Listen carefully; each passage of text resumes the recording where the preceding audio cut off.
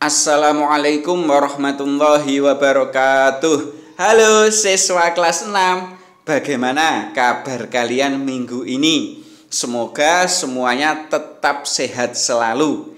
Dan jangan lupa, kewajiban kalian sebagai pelajar adalah belajar yang rajin. Oke, siswa kelas 6, pada kali ini kita masih melanjutkan pelajaran 1 kemarin tentang indahnya saling menghormati. Untuk kali ini kita akan membahas tentang isi kandungan surat Al-Kafirun. Nah, sebelum kita membahas isi kandungan, mari kita berdoa bersama-sama dulu. A'udzu billahi minasyaitonir rajim. Bismillahirrahmanirrahim. Raditu billahi rabba wa bil islami dina wa bi Muhammadin nabiyya wa rasula. Rabbi zidni ilma warzuqni fahma waj'alni min ibadika sholihin walhamdulillahi rabbil alamin. Oke, setelah kita berdoa, coba kita ingat kembali ya tentang surat Al-Kafirun dan artinya. Ini adalah surat Al-Kafirun dan yang ini adalah arti dari surat Al-Kafirun. Ayo kita baca bersama-sama dulu. A'udzu billahi minasyaitonir rajim. Bismillahirrahmanirrahim. Ayat yang pertama, Qul ya ayyuhal kafirun. Artinya adalah katakanlah Muhammad, wahai orang-orang kafir. Ayat yang kedua, La a'budu ma ta'budun. Artinya, aku tidak akan menyembah apa yang kamu sembah. Ayat yang ketiga, Wala antum abiduna ma a'bud. Artinya, dan kamu bukan penyembah apa yang aku sembah. Ayat yang keempat, Wala ana abidum ma'abattum. Artinya, dan aku tidak pernah menjadi penyembah apa yang kamu sembah. Ayat yang kelima, Wala antum abiduna ma'abud. Artinya, dan kamu tidak pernah pula menjadi penyembah apa yang aku sembah.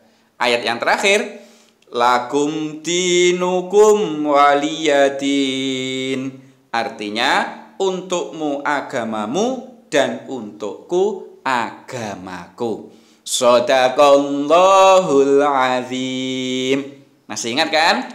Nah, dari surat Al-Kafirun dan arti surat Al-Kafirun itu ada beberapa isi kandungan yang dapat kita ambil dari surat Al-Kafirun. Kira-kira apa? Ada yang tahu? Ya, isinya yang pertama, surat Al-Kafirun itu menunjukkan perbedaan sesembahan orang Islam dengan orang non-Muslim.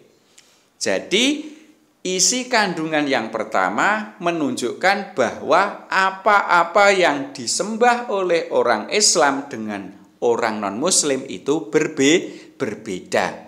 Kalau orang Islam yang disembah adalah Allah, betul. Kalau orang non-Muslim pada saat ayat ini turun, yaitu orang-orang kafir Quraisy, yang disembah adalah berhala. Jadi berbeda. Ya, oke, itu isi kandungan yang pertama. Berikutnya, isi kandungan yang kedua dari surat Al-Kafirun adalah Surat Al-Kafirun itu berisi penolakan tegas atas ajakan kaum kafir Quraisy untuk menyembah berhala walau sesaat. Jadi ini merupakan penolakan dari Nabi Muhammad. Jadi pada saat turunnya dahulu, itu kan asbabun nuzulnya atau sebab-sebab turunnya surat Al-Kafirun ini, Nabi Muhammad diminta untuk bergantian menyembah. Ya, jadi Nabi Muhammad dan orang kafir itu orang kafir menginginkan bergantian menyembah. 1 tahun menyembah sesembahnya orang Islam, berarti menyembah Allah. 1 tahun kemudian menyembah sesembahnya orang kafir Quraisy, yaitu berhala. Nah, dari ajakan orang kafir Quraisy inilah makanya turun surat Al-Kafirun yang berisi penolakan dengan tegas. Intinya tidak mau menyembah berhala walau hanya sesaat. Itu. Berikutnya isi kandungan surat Al-Kafirun yang nomor 3 adalah surat Al-Kafirun itu menegaskan tidak ada kompromi dalam hal akidah. Jadi dalam hal akidah itu tidak bisa berkompromi. Ya, tidak bisa bertenggang rasa. Jadi dalam hal akidah ya sudah, kalau kita itu akidahnya Islam, selamanya juga harus beragama Islam, termasuk ibadah kita. Jadi kita itu tidak boleh bekerja sama dalam hal beribadah. Misalnya kita pada saat ibadahnya orang Islam, ya sholat, kita ikut sholat. Kemudian nanti pada saat ibadahnya non-muslim, kita mengikuti ibadahnya non-muslim. Itu tidak boleh. Ya, jadi sekali lagi bekerja sama dalam hal ibadah, dalam hal akidah itu tidak boleh dengan orang non-muslim. Kan tetapi kalau bekerja sama dalam hal kegiatan sosial, misal bekerja bakti dan lain sebagainya, itu dibolehkan. Tapi kalau dalam hal akidah tidak boleh. Paham ya sampai sini? Oke, ini yang penting.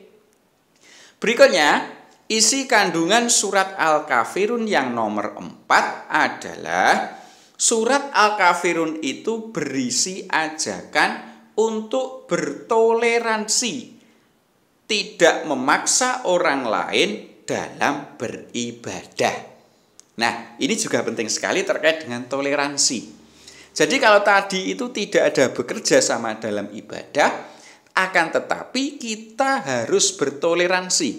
Tidak boleh memaksakan ibadah kita kepada orang non-muslim. Misalnya kita itu orang Islam, ibadah kita sholat. Maka kalau ada teman kita yang non-muslim, maka tidak boleh teman kita itu kita wajibkan untuk melaksanakan sholat.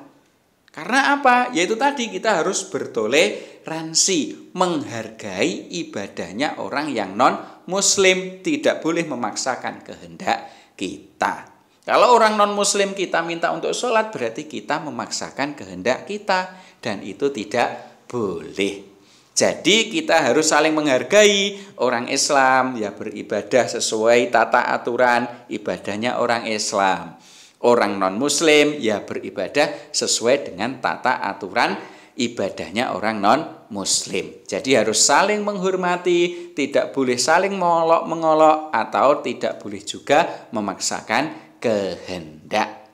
Nah, itu ada 4 isi kandungannya. Faham semua ya? Saya harapkan kalian semuanya faham. Oke ya?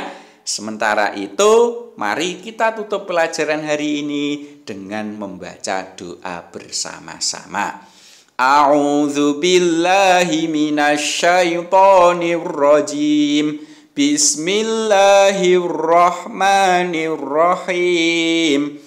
Rabbana atina fid dunya hasanah wa fil akhirati hasanah wa qina adzabannar walhamdulillahi rabbil alamin. Sementara itu, semoga bermanfaat. Saya akhiri. Assalamualaikum warahmatullahi wabarakatuh.